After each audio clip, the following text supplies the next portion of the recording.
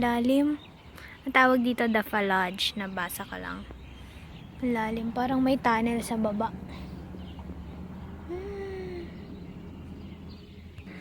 And this one, yung Masafi Fort. Galing, no? Pero sarado eh. Maaga pa kasi. Parang museum siguro to. I'm grilling some chicken breast for dinner. And igigisa ko lang to mamaya. Yan lang, yun na yung dinner ko. Yan, luto na ang aking food. Yan, yung gulay and yung chicken and eto, sinigang na sabaw. Yummy! Kain! Guys, yung sinasabi ko, anong ginawa niya dito? Ask me later or ano ba? Ano ba? Ano? Help me please kasi lagi siyang nagpa-pop eh, hindi ko alam gagawin ko. So, yon, help me please. So, na-maintain ko na yung aking night routine. Ayun, okay naman. And meron pa akong eyeliner. Kasi ayaw matanggal. Wala naman akong makeup remover. Ang remover ko is Espinol White. Yun ang aking routine sa gabi. Pag wala akong ginagawa, YouTube ako and pangako sa'yo. Yun. O sa Simon, ganun. Pero most of the time, YouTube and nakaka-inspire ulit. Ayan, inspired na naman ako and ganda naman ako.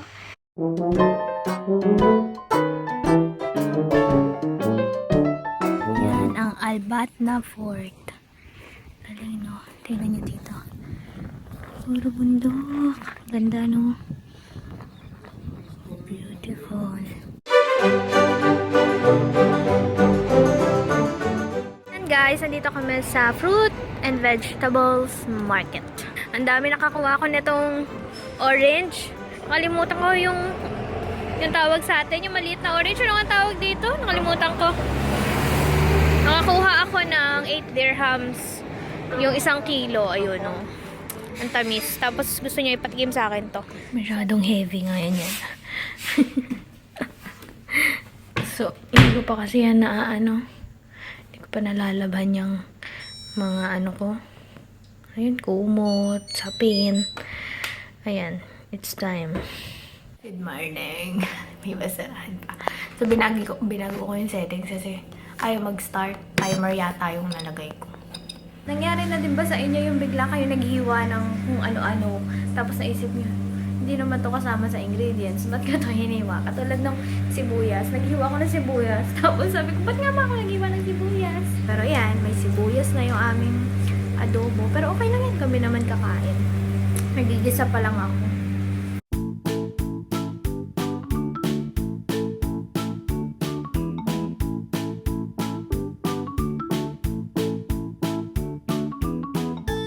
Nakuha ko na kanina yung technique sa paghiwa ng chicken thigh with legs. Yung gitna, kailangan makuha mo yung gitna ng legs at ng thigh para mahiwa mo siya ng mabilis. Kasi kung mahihiwa mo siya sa gitna ng bone, naku, madudurog yung bone.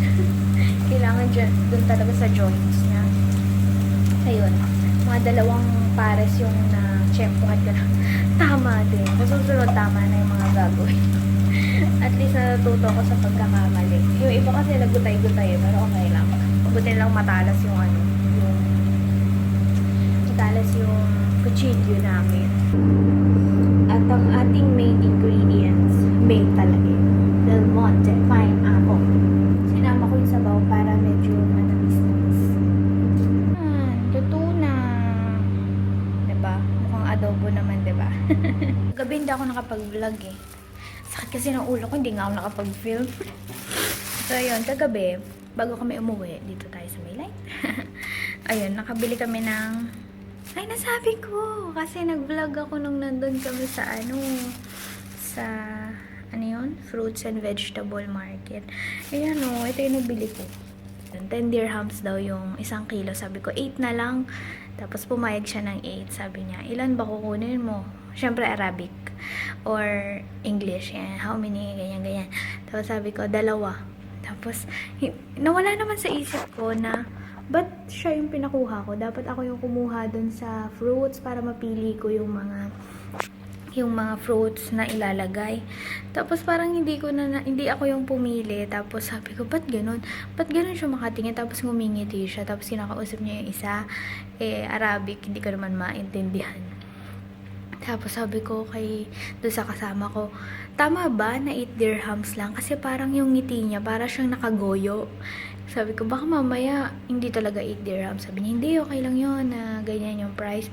Tapos nang pagdating ko dito sa bahay, chinek ko yung, yung fruits. Kasi, sa baba pa lang, namimigay na ako ng mga fruits. Doon pa lang sa office namin, namimigay na ako ng fruits. Ewan ko, gusto ko lang i-share yung nabili ko or ng blessing. Tapos, nung nandun ako sa reception, binigyan ko si Kuyang Guard, yun sa reception na ng fruits. Tapos, nakuha niya yung bulok. Tapos, sabi niya, ay, ba't ganito? Tapos, sabi ko, ay, sorry po. Tapos, yun, doon ko naisip na, ay, isa lang naman yun. Isa lang yung ganun. Tapos sabi ko, doon ko naisip na, kaya pala siya tumatawa ng mga oras na nilalagay niya itong, itong mga orange na to. Nakalimutan ko. Anong tawag natin doon sa maliit na orange sa Pinas, yung pang Christmas? Kalimutan ko. Yun. Kaya pala siya tumatawa kasi nilagay niya ng bulok. Tapos yun. So, next time, pag bumili ako doon, ako nakukuha para piling-pili, diba? Currently, I'm studying and drinking my coffee. And automatic yun. Pag uminom ko ng coffee, may nangyayari talaga sa tiyan ko. And kailangan ko nang pumunta doon. Kaya pag constipated ako, coffee. Coffee lang ang solusyon. Actually, minimix-mix ko coffee, lemon, and yung routine ko na cider vinegar, apple cider. Yung mga messages pala sa YouTube, wala nang notifications. Lately ko lang tiningnan yung messages. May mga message pala doon. Tapos, wala talagang notifications, as in, nakakahiya. Kasi ang daming message. Tapos, yung iba 1 year ago, 6 months ago, 1 month ago. Wala, hindi ko man lang nakita. Sorry po. Dati kasi iba may notifications noon pag may nag-message. Tsaka iba na siya ngayon, parang hindi siya message. Parang hindi siya inbox. Para siyang comment box. 12:30 na. Kailangan ko na maligo and maya-maya baka gumising na si Mon. So, prepare na ako ng food. Curious ako about Snapchat. Hindi. Snapchat. Snapchat ba yun? Hindi ko alam eh. Wala pa kasi ako nun. Pero parang gusto ko i-try. Hindi ko alam kung fun. Hindi ko alam kung masaya. Pero parang nag-enjoy sila eh. So, why not? Try ko nga yun. Then, pag available na, yung, ano ba yun? Yung parang ini-scan ang tawag nun.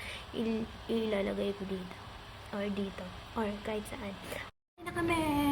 Ano yung adobo namin? Lunch na.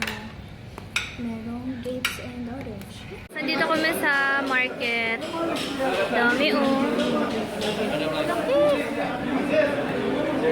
Nakabili kami ng pusit. Pusit tawag dyan. Pusit at tilapia. Pusit and tilapia. So yun, daming malaking isda doon. Sobrang laki.